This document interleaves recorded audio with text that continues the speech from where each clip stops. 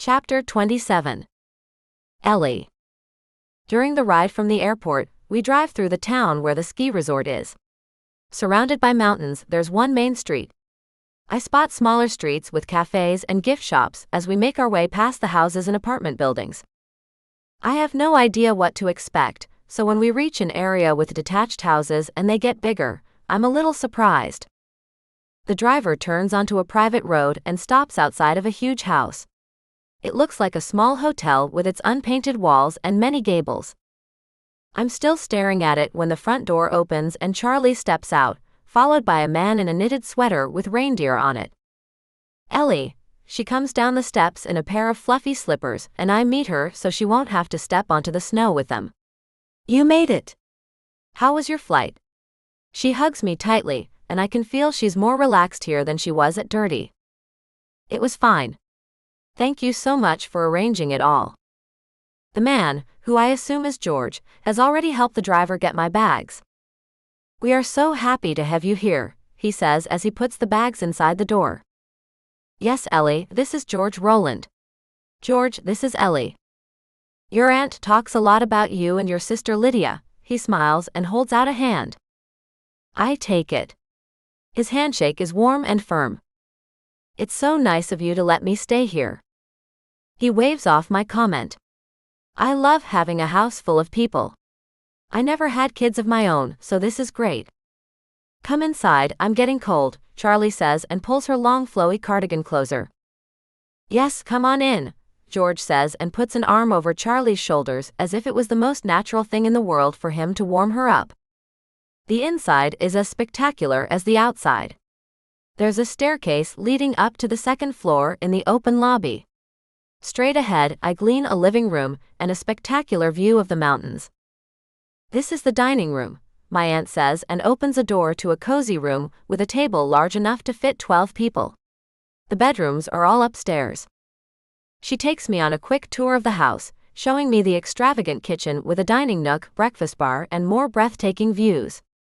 There's a library, another sitting room, a TV room, and an office. The house is large and luxurious, but it's also warm and inviting. With a frozen landscape outside, it's the perfect place to spend Christmas. There's a large Christmas tree in the living room, and a fire crackles in the open fireplace. George sat down in what I can only assume is his usual chair, as soon as Charlie started the tour.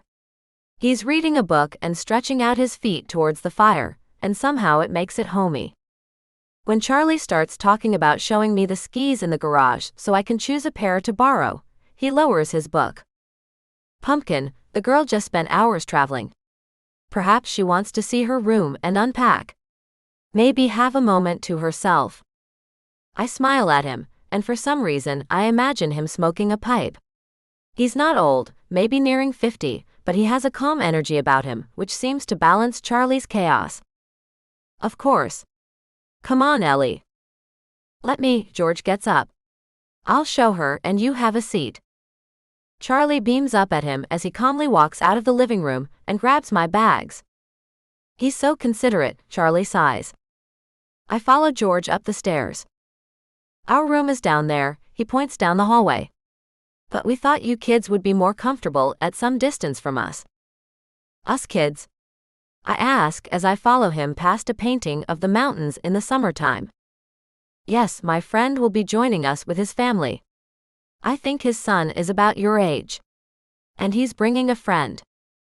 He opens a door and reveals a bedroom, with soft carpets and blankets on the bed. There's a small fireplace but no fire. The bathroom is through there, and there should be towels and everything you need. You take your time and get settled, and when you're ready, we'll have some tea downstairs. He puts down my bags and immediately leaves. I take a deep breath. The room has been decorated professionally. I'm certain of it. And I also feel like the brief was to make it airy, cozy, and relaxing. It's not boring, not by a long shot, there are plenty of different textures, but everything is hand-picked to lull you to forgetting about the outside world. And it's working. I place my bags on the bed and dial Jenna as I unpack. So how is it? Jenna asks. Bigger than I thought, I say and put her on speaker so I can unpack. It's near the town but set back on its own property, with a view of the mountains. I have my own room with a bathroom and a fireplace. And how's George? He seems really nice. Calm. And I can already tell that he cares for Charlie a lot. Good. Jenna hesitates. What is it? What's wrong? What makes you think something's wrong? Because I know you. Tell me. It's just, I saw Victor today. And he was flirting with someone. I blink. Oh. I'm sorry, Ellie, I know you like him. I don't. You don't. But you had lunch with him. I mean, I barely know him. And to be honest, there's something about him I can't put my finger on. Something bad? No, not bad. Not exactly. I don't know. But he's free to flirt with whoever he wants. That's a relief. I was afraid I was about to ruin your holiday. You didn't. When are you flying out? Soon. I'm just packing the last of my things. Send me pictures. I have no idea what Monaco looks like. I will. And you need to be careful when you try skiing. Remember that time you tried basketball? I won't have a ball to trip over here. I'm sure I'll be fine. And what about that time you thought you'd get into orienteering? There might be trees here, but I still say that map was wrong. That lake was not supposed to be there. And remember. I cut her off. How about I just promise to be careful? We don't need to bring up every failed attempt at sports. Extra careful. And don't ski alone. I won't. George said there will be some other house guests, so maybe they'll come with me. Do you know who? No. It's a friend of George's with his family. I have to go now. The plane is waiting. Go have lots of fun. You too. I finish unpacking and snoop a little on the second floor. There are 2 other bedrooms near mine, but they share a bathroom. I spot a couple more doors near the master bedroom, but I don't feel comfortable snooping there, so I head downstairs instead. Laughter draws me to the living room.